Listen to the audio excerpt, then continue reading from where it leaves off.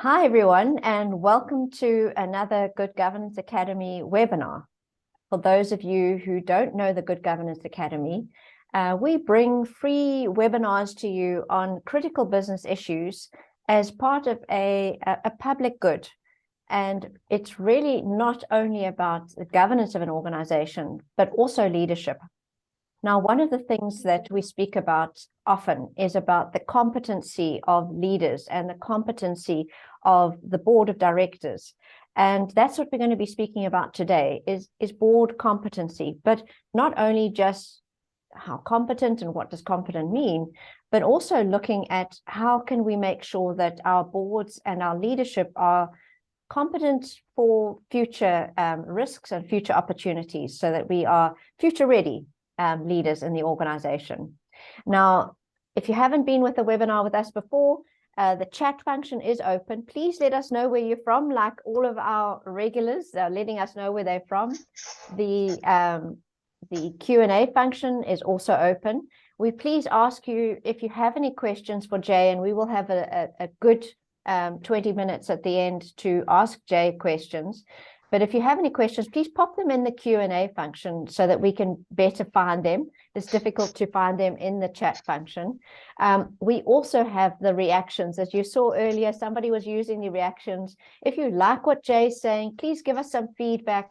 Thank you for the heart. Really appreciate it. Really looking forward to speaking with you today and understanding this very interesting and very engaging topic. I won't say anything more other than to introduce Jay Weiser. And everybody, Jay comes to us from the United States. So we are in a later time zone that we normally host these events, but I really do hope that you enjoy what Jay has to say to us today. So Jay, over to you. Thank you. Thank you. Yeah, I got to make it over to your time zone. That's my goal. Good. And our wine farms down in Cape Town. Okay, let me just share my screen. You seeing my screen now just to check? Yes, absolutely. Perfect. All right. So the big question we're facing today is, are you ready for what's next? So let's begin with a truth. Disruption and uncertainty are normal. This disruption and uncertainty is ongoing. We know it's unrelenting, and it's more interconnected than ever. But we need to think about this as a feature of the world we're in. It's not a bug that we can eliminate. Now, today, we're not just here to talk about governance. We're here to reimagine its potential. Is your board built to lead in this environment, or is it even built to survive? If you're like most audiences I work with, very few of you would confidently say, yes, we are ready. So let's start with a preview of what we're going to be discussing. We're going to be moving from insight to action. We're going to challenge traditional thinking along the way. Focus on listening. Take some notes. You will have access to the slides afterwards. And as we go through today's presentation, note how you feel. Are you concerned? Are you anxious? Are you hopeful? Are you confident? Do you like the way you feel? And if not, let's see how we can change that. So we're going to answer 4 questions. Where are we now? Where are the governance gaps and risks? What does future readiness require? What leadership capabilities? How do we make the shift from being compliance focused to being capability driven? And where do we go from here? Where I'll share some actionable steps that you can start taking right now.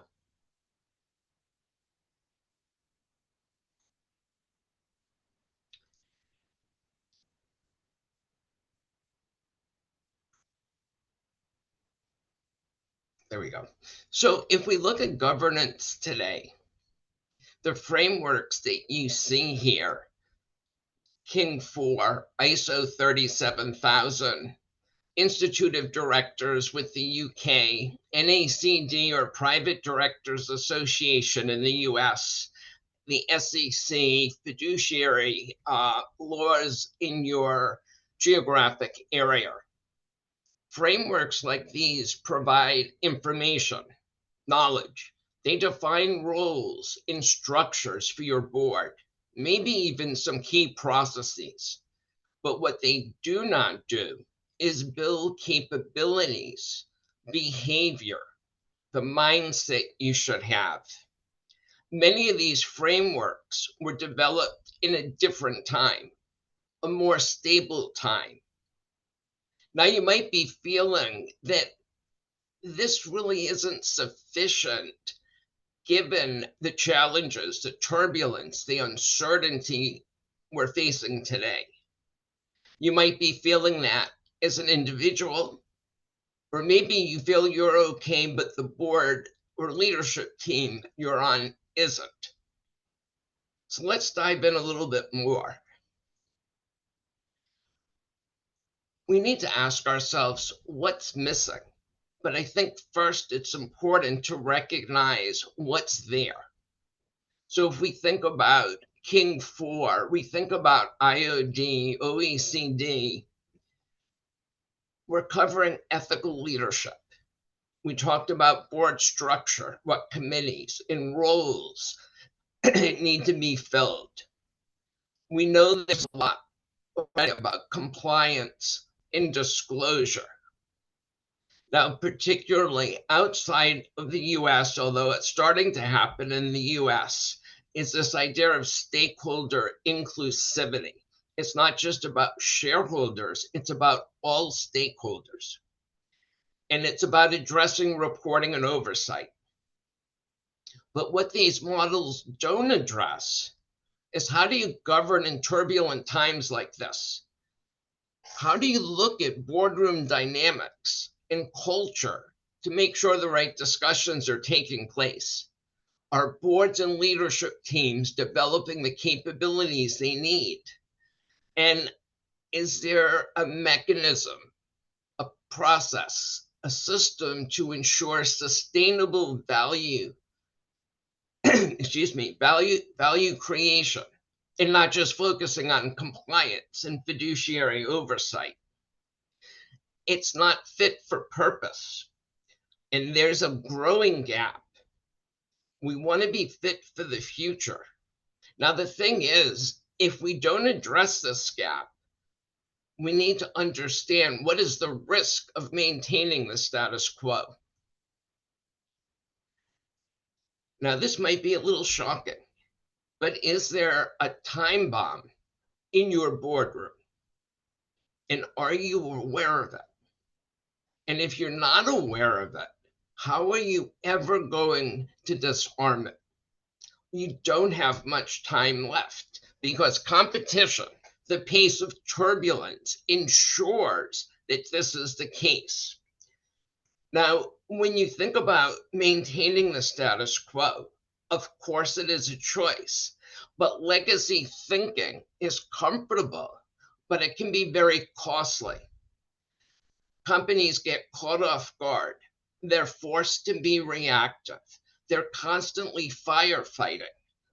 That increases your risk, that increases your costs, and it can make a bad situation worse. On the other hand, just notice this is, here we go. On the other hand, because you're behind, because you're struggling to recover, you're missing opportunities. You're not investing in innovation, and you might be losing talent. This is critical to address. Now, you might be feeling this already.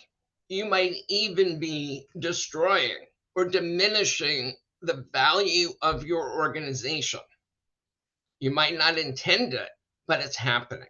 Now, the antidote to this is to become future ready.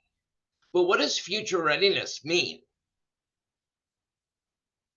So the best definition that I've come up with is that future readiness is the capacity of a leadership team, and board in their organization to consistently anticipate, adapt, and act effectively amid uncertainty, disruption, and rapid change before you're forced to do so. So again, anticipate, adapt, and act. Now take a moment and just reflect. Where is your weakest link? Is it in anticipating, adapting, or acting?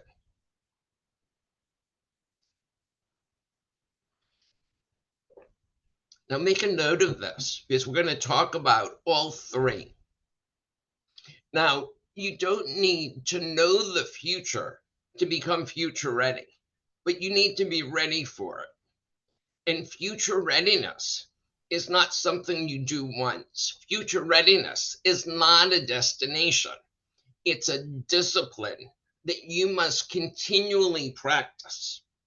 So how do we move from disruption to value creation? That's where new capabilities are needed that need to be developed.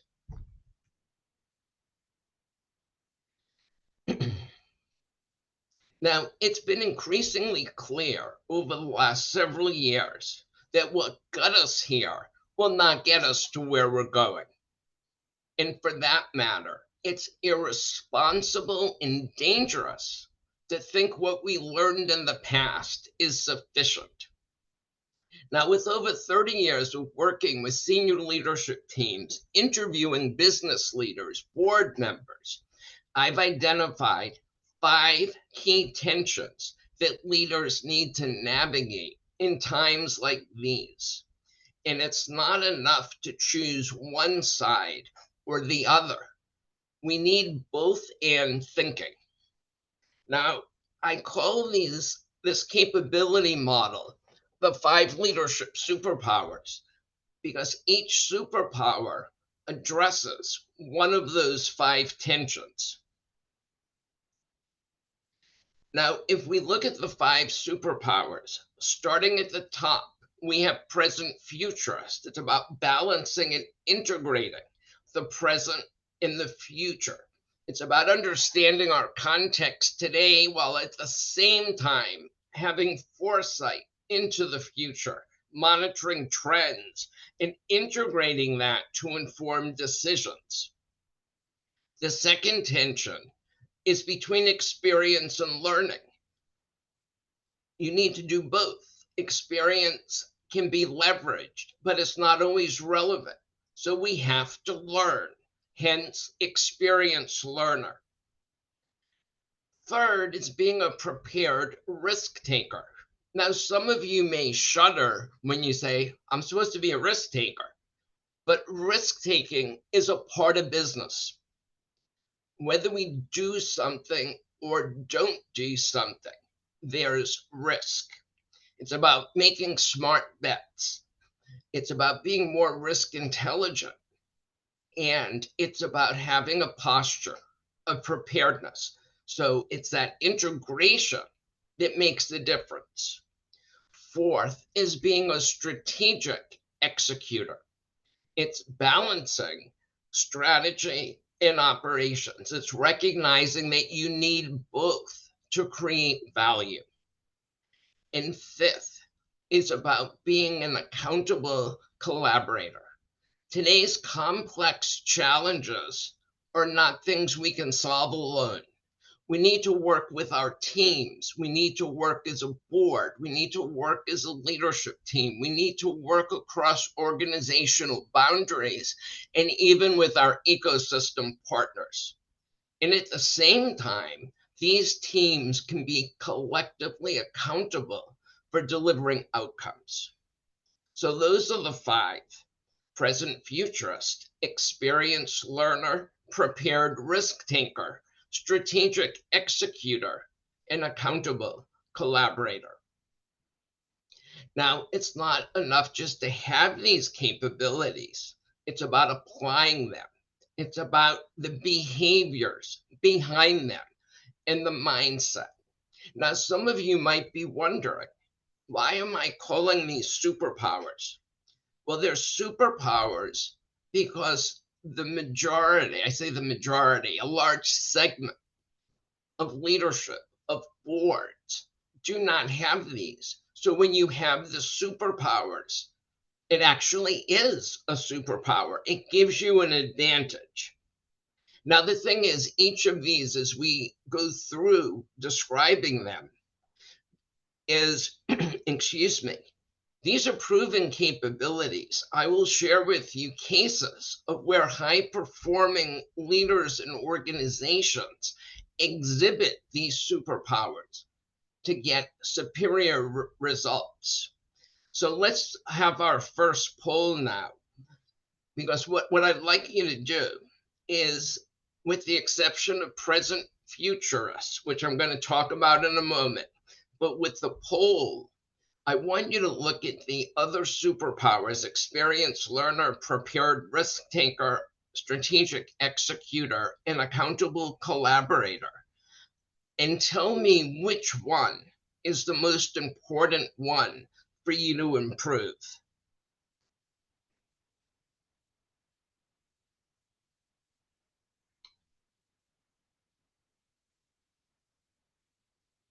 So as we're waiting for the poll results, I'm going to jump to present futurist and tell you a little bit about this one. And I'm going to do it through telling a story about the Mayo Clinic. Now, the Mayo Clinic is a famous global healthcare organization originally based in the US. Now, when the clinic launched its bold forward strategy in 2019, its board wasn't reacting to disruption, it was anticipating it. They backed major investments in digital platforms, AI, and remote care, including the Mayo Clinic platform, years before these became industry norms. The board actively engaged in scenario planning and ensured their innovations stayed rooted in Mayo's mission of patient care. By integrating that foresight with an understanding of today's environment, the board helped transform Mayo from a place you go to a system that comes to you without compromising its values. And you can see here, what are some of the characteristics of a present futurist? It's about robustly understanding the present, anticipating the future, and integrating insights from both to inform decisions. So let me pause there. Carolyn, can you tell me what the order was of the remaining superpowers?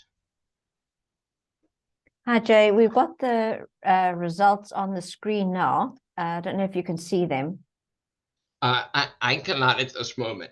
Okay. So we've got 24% for the present futurist. Yep. 12% experienced learner. Yep. 23%, so almost the same, for a prepared risk taker. We've got the most at strategic executor at 29%. And accountable collaborator at 12%, same as experienced learner. All right, so the two top ones were present futurist, strategic executor, and then prepared risk taker. That's right. Okay, so let's jump to prepared risk taker first. So with prepared risk taker, let's look at Samsung. So in the early 2010s, Samsung's board backed a bold strategic pivot. They started investing billions of dollars into semiconductors and OLED displays, really high resolution displays. Now, if you remember in the early teens, we were in a recession.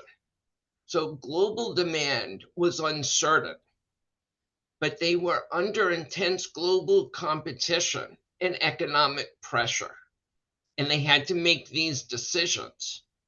They were risky, but calculated. And the board, in making these decisions, supported long-term capital outlays to invest in these technologies. They prioritized how they worked with supply chains to make sure they were getting what they needed. And they reinforced R&D even during downturns. So they were taking a smart, calculated risk. And the payoff for taking that risk, Samsung became the global leader in memory chips and advanced displays. They took what was a high stakes bet into a dominant market position. So when we think about being a prepared risk taker, it's about navigating risk strategically. It's about balancing boldness with pragmatism.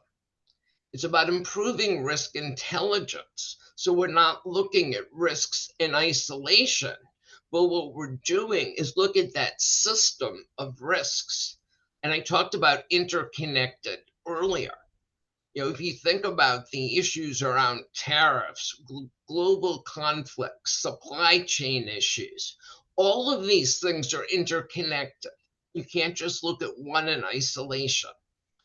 And it's about developing organizational preparedness, whether it was with Samsung looking at supply chain control, or us as individuals, we are prepared in our own homes, whether it be for a storm, a power outage, an illness. We have supplies. We talk to our families about what do we do in an emergency.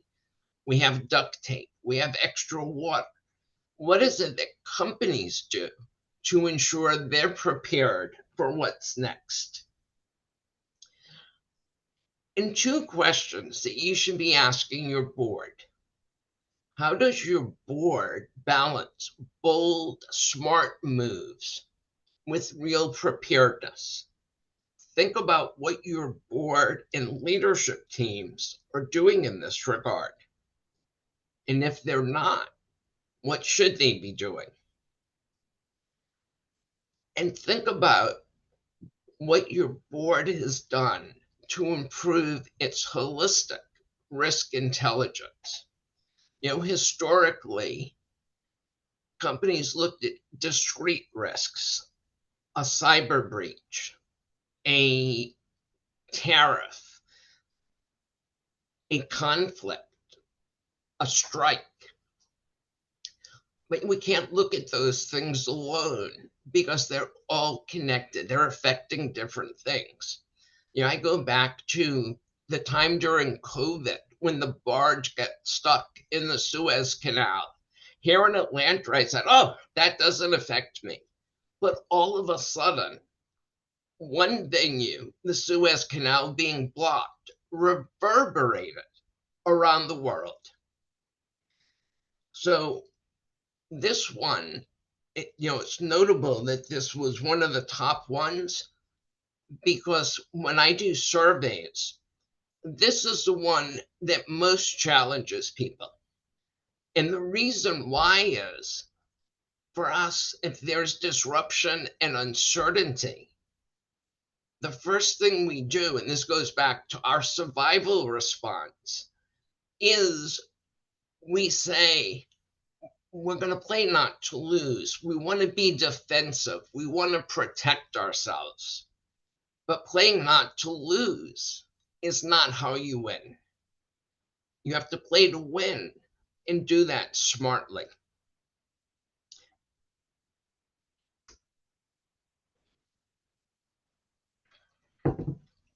So the next one I want to talk about is strategic executor. I think that was number one. And I want to talk about Discovery Limited, which is a South African founded financial services organization. They operate in healthcare, life insurance, long term savings, banking, and wellness. Now, Discovery set out to become a global leader in behavior based insurance. You're wondering, what is behavior based insurance? Well, it looks at your individual behaviors to influence dynamically in real time premiums and rewards. So, through its research, it's identified certain behaviors that increase risk. So, if you're thinking life insurance, for example, if someone's overweight, they're smoking, they're drinking a lot, their premiums should be higher because they're higher risk. Same thing if you're looking at driving insurance. If somebody's getting tickets, if someone's driving fast, that influences premiums. So it's that level that they can personalize their rates more. Now, the board didn't just approve the strategy, they embedded execution discipline into every step. So, what does that mean? They launched the Vitality, and Vitality shared value insurance. And when they did that, there was tight alignment across the organization. There was alignment around the innovations to support that strategy.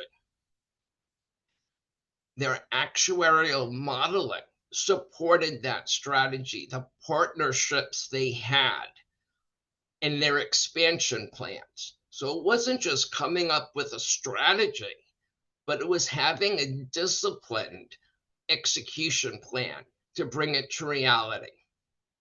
And beyond that, the board monitored specific metrics to make sure they had empowered agile teams and ensure that capital was allocated to match long-term priorities. Now, this disciplined execution turned what was a bold concept and is still new to many areas into a scalable model.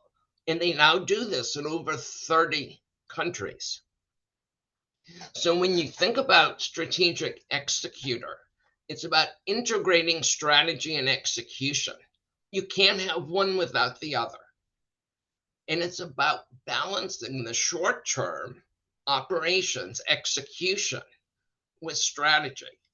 If you're weighted too heavy on strategy and you're not executing, it's a hallucination or a dream. And if all you're doing is focusing on execution, but you're not considering strategy, you're very busy. But where are you going? So it's both of those together. And in times of turbulence, like what we're in now, you can't just lock in the strategy and say, okay, we'll look at this in a few years and lock in an execution plan. You have to adaptively manage strategy execution. Strategy may very well stay the same, but how you execute under certain conditions may change. And in some cases, you might even need to adapt your strategy because maybe it's no longer relevant given changes in the market. So, questions that the board should be asking itself, that you should be asking yourself as a director, is how well does the board connect strategic vision and intent with operational reality? Do they do like Discovery did in tightly linking these? And does your board encourage and foster adaptive strategy management? Or is it locked in? Now, in the past, the board would have an offsite. They'd have a strategy development, strategic planning session. And they would say, that's our plan for the next 3 years. Well, we can't do that in an environment that's constantly changing, where there's turbulence, where there's rapid technology advancements. So we need to be more flexible. Let's try and hit, so we did present, futurist, prepared risk taker. Let's hit the other two very quickly. So with experienced learner, remember I talked about experience isn't enough. You have to be open to learning.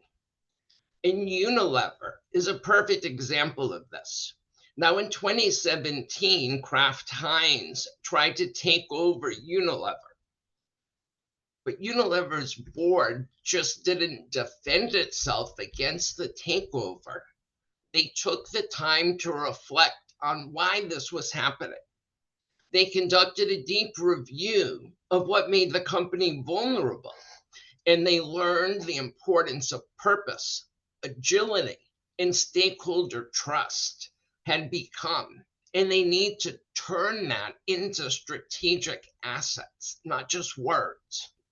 Now, guided by those insights, the board doubled down on sustainable brands.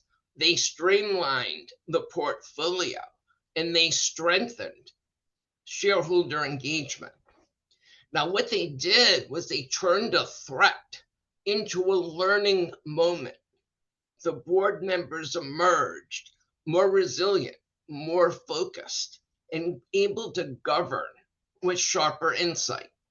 So it's about leveraging but challenging experience. It's about being curious, about encouraging debate in a safe environment. And some questions. Is your board learning or just listening? Does it enable and encourage inclusive dialogue and debate? And with accountable collaborator, I'm just going to touch on this very briefly, it's about collaborating across boundaries, not just functions, but also, ecosystem partners. It's about having the right people on a team and holding the team accountable for shared outcomes. And asking yourself these questions: does the board ensure collaboration and accountability across committees and even in the board? And how is the board being accountable collaborators with their stakeholders? Okay, so when you look at the superpowers individually, they can be very impactful, but they're most impactful when they're working as a system, because each superpower supports and informs the other. So when they're working as a system, it's not additive. The impact is exponential. Now, I would say individuals should strive to be proficient in 1 to 3, and they should appreciate the rest. But when we're talking about a board or a leadership team, they should have all 5 around the table. So that eliminates blind spots. And when you do that, there are amazing benefits. They better understand the present and foresee the future. They know what capabilities they need to build. They improve their preparedness and organizational resilience. And when they do that, they're dampening their downside risk. And because they recover faster, they can pounce on opportunities, amplifying those returns. And they're increasing value for all stakeholders. And that gives them a competitive advantage over their peers. So who wins in that case?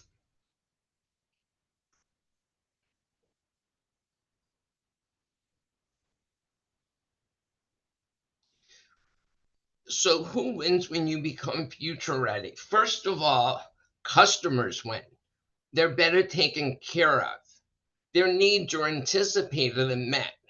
They want to do business with you. Next, Your employees win because they're more engaged, they're valued, their opinions are respected, they're included, resulting in greater productivity and pride and ownership in their company. Partners win because your relationship with them is about collaborating. It's not, can I squeeze that other party for something more? It's about having that alignment around the outcomes you're trying to deliver and having a win-win type of relationship. And your partners could be government or regulatory bodies. How do you work with them versus against them? It's also about society. Are we having ethical practices that lead to sustainable returns? And if we're practicing these things, we're adding value to society and the communities around us. Now, when all these four are in place, shareholders win and sustainable value is created.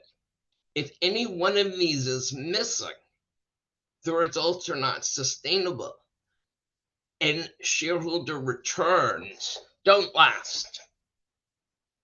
So the question is, as we enter this third part in question 3, how do we move from principles to practice? Now, principles set a destination, but principles without capability is very hollow. And it's the superpowers that help you get there. Now, there's a phrase you often hear in board governance: noses in, fingers out. Well, just sniffing around is not enough for boards. They need to put their heads in. They need to use their brains. And that's where judgment, foresight, continuous learning, more effective decision making, and that collaboration and trust helps to make that board future ready. Compliance is the floor, it's not the ceiling. And how you go up is through that capability development. How do you operationalize future ready governance? Where do the superpowers apply to your board processes? Well, first, if we look at, strategy oversight, being a present futurist, understanding the environment you're in is the context that you build your strategy and execute it in. So that those two superpowers become very relevant. Not that the others aren't, but those two especially. If we think about risk governance, being a present futurist helps us inform what are the risks we might be facing, how do they interact, and tell us what we need to prepare for. If we think about CEO oversight and succession, being a strategic executor is essential, but you also want to hire leaders who are capable of learning, who are curious, who ask questions, who engage people. And when it comes to good group dynamics in decision making, that being an accountable collaborator, knowing you need to work together, you need to respect each other's opinions, you need to learn, that combination of learning and collaboration with accountability becomes incredibly, incredibly powerful. Now, when you do this, let's look at how the board and leadership gains. So first of all, there's greater clarity and consistency of that strategic message. The organization knows what it needs to do. The board and the executive team are aligned. There are fewer misunderstandings. That removes barriers. Same thing between the leadership team and the rest of the organization. Alignment removes friction. It's also about being contextually and risk aware. So if you have that foresight, if you're looking for signals, you're less apt to be surprised. You're going to see things coming, and you're going to better understand your environment. And the next way you win is by that agility and adaptability. You see things faster. You're able to respond in a more timely manner. You're able to pivot and you're able to adapt. And look, as you look at these are very, very powerful drivers of results. Now, the question is, how quickly do you want to get these results? Now, let's take a moment to reflect and have the next poll up. So, where is your board on the spectrum? Is it compliance based, principle based, based, or is it value creating? So, let's run that poll now. And as we're doing that, poll's up, Jay. Yes. Yep. So if everyone can answer the poll, we've got to leave it up for a minute. We've 30 seconds down already. So if people can answer, thanks, Jay. And then do you want me to show it straight away? Yeah. I mean, if you could show it, so have them answer it. I'll keep on going. Sure.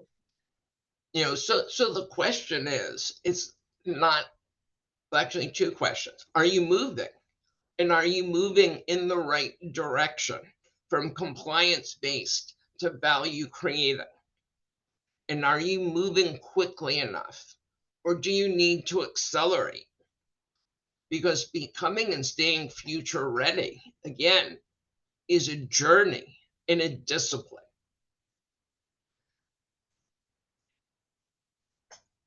So how are we doing on the poll? We are all done. I'm sharing it now. So our highest is the compliance-based or reactive compliance, and that's 37%. Next up is value creating, which is a good answer, 30%. Then we have principle-based, 23%, and capability-based, 10%. Right. So the value creating at 30 is actually good, for an audience. That's one of the highest I've seen. But that still means 70% have a way to move. Now, becoming and staying future ready is something you as a board, as a leadership team, need to own. You can't outsource it, but you don't have to do it alone. Having an experienced guide who can address those challenges holistically with a framework that's pragmatic and actionable can help you build that internal capacity and capability. So, what are some steps you can take today? First of all, assess yourself individually, assess your board and leadership team. I offer a free Are You a Future Ready Leader assessment. If you scan the QR code, you'll have access to the survey if you haven't taken it already. And I know this will be provided to everyone afterwards in a follow-up message. The next thing you can do is learn.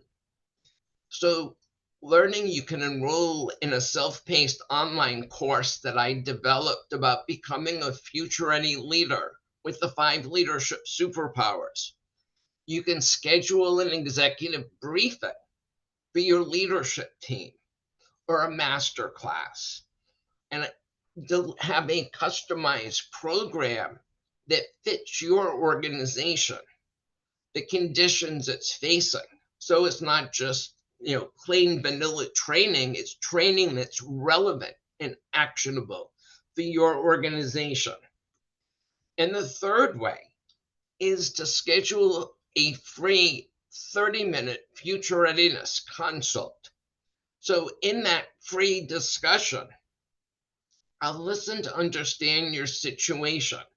We'll talk about what the future looks like. And we Together we'll co-create a pragmatic and actionable plan. Now you can start with any one of these or all three. I think starting with our assessment or a discussion can be most impactful. Now you have my contact information. I encourage you to connect with me on LinkedIn. Let's do a quick recap. What did we learn today? First of all, disruption and uncertainty are normal. They're not bugs. This is the way it is.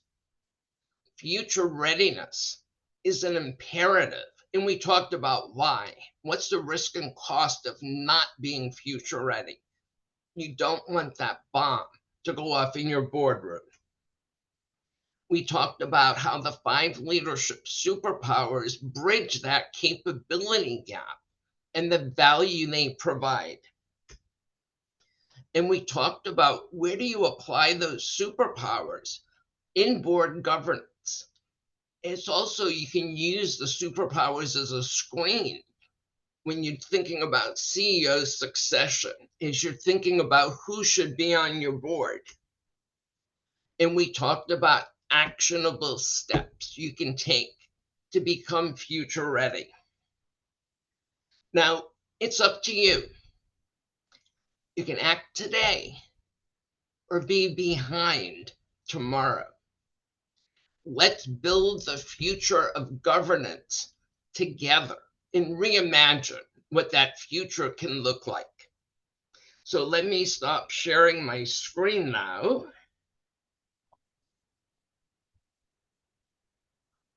Let's see. Thank you so much, Jay. We've got so many questions for you on all sorts of different things. I didn't want to interrupt your flow. It was really very insightful. People are really appreciative.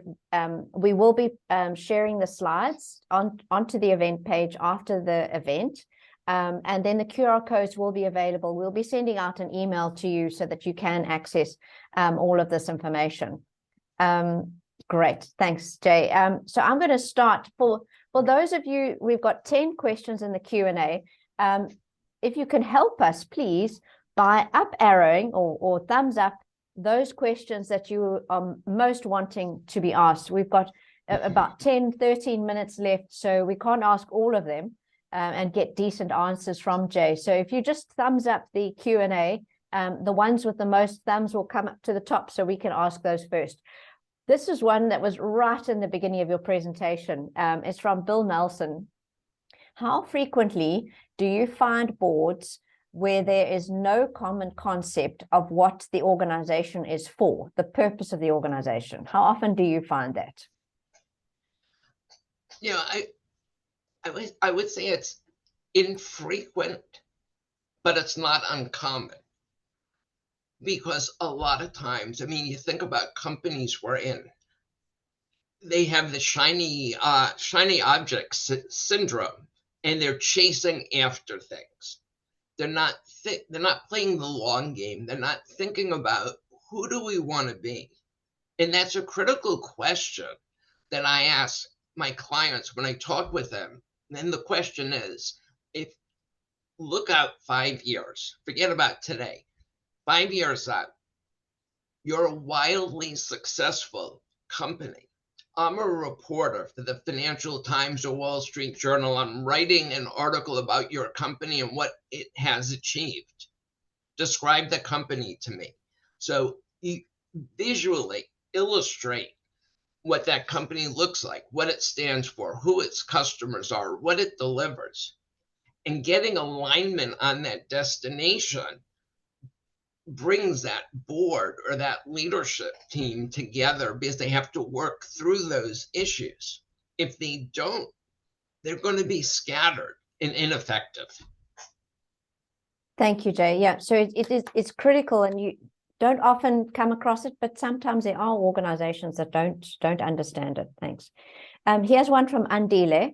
How can we define leadership competencies for future-ready governance when many board appointees are politically exposed individuals? So this is in government kind of scenarios with inherent conflicts of interest. Given the risks of prioritizing political loyalty over public good, should governance models adopt alternative appointment mechanisms such as independent panels, merit-based criteria, or stakeholder oversight to mitigate these conflicts? What do you think, Jay? First of all, I think we need to be careful about who we put on our boards. And, obviously, we have a duty of loyalty to put the company and its stakeholders first. Very often easier said than done. But if we start to think about the leaders that we put on our boards, on our leadership teams, and use the superpowers as a screen. So it's not just, do they have X number of years of experience? Do they know the industry? Maybe they were CFO. That's not enough. They need to have these future ready capabilities. You want people who can think critically, who can look at things from a systemic perspective. Now, that doesn't mean politics is going to be completely out. That's part of the environment. But prioritizing that, and when you think about board evaluations, it's not just a tick the box exercise. You have to look at, do they have these capabilities? Are they addressing these issues proactively? Is the board actively engaged, having those debates? Or is it kind of sitting back and more passive and letting the CEO and the chair run everything without discussion or debate? Yeah, very important. We've got another significantly apt question from Claire. Claire says, given that the chair has the deciding vote, and sometimes the chair does, and sometimes it's consensus built, but given a chair has a deciding vote, is there a preference for a dominant leadership superpower for them to have or to be more autocratic? So I think, if you're thinking about the chair or you're thinking about a CEO, I think two of the most important superpowers are being an experienced learner and an accountable collaborator, because you're going to get the best results, the best decisions, the best insights if you're paying attention to your team. And if they're being stifled, if they're not being listened to, that can be a blind spot. So, I talk about some other paradoxes, some characteristics that are important. I think it's important to be confident and humble at the same time. Confident, we as a team can do this, but humble enough to ask for help. Knowledgeable curiosity. You might think you know it all, but you really don't. Be curious, ask questions, get diverse opinions, talk to your stakeholders are all very important criteria. Because if an executive, a CEO, a board chair, if they're not open to learning, if they're not open to collaboration, it's going to be monolithic. And when it's monolithic, you have blinders on and you don't see what's going on around you. Very, very important, just to keep questioning and those Socratic questioning to gain perspective, to gain insight, as opposed to feeling like you're on a board and you should know everything, so there's nothing to ask. Really important points. There's another one from Bill here. How often do boards fail to identify stakeholders who may be below the radar and beyond the collaboration scan? So I think part of that discussion actually comes from talking to stakeholders. That, if you're talking to, different associations, different governing bodies, your customers, you find out who their stakeholders are. They might not be on your radar screen, But if you're helping your customer be successful, are you helping them be successful for their customers? So I think it's just asking those questions. Who else is affected? Whose input do I need? Just as you look at risks holistically, think about the impact your company has holistically. Who might it not be listening to that it should? Again, being an open to learning, to understanding, and to engaging. Thank you. This question here from Jeetan is around, Jeetan, I hope I got your name right, and Chandu's also commented on it. It's around the strategy execution. So you mentioned about the board role in strategy and direction setting, and we know that the corporate governance codes talk about co-creating strategy between the board and the executive. Can you provide us with a little bit more insight around the board's role in strategy? So the board comes from a variety of different perspectives. I think the board can help bring the outside in. They have a more global perspective. They come from, ideally a variety of backgrounds.